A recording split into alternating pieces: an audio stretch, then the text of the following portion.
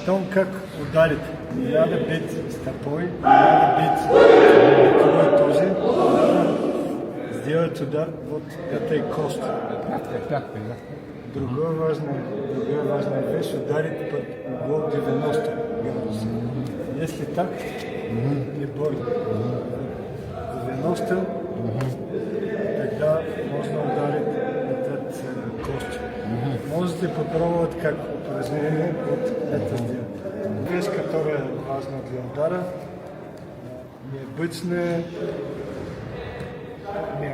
постановка таза. Когда бьем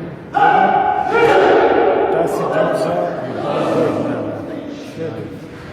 Вот при этом ударе этой техники таз идет в другую сторону. Опять, чтобы достали 90 градусов и ударили кость. Если таз идет вперед, смотрите, то тогда в сторону. Если таз вперед, сама стопа решается.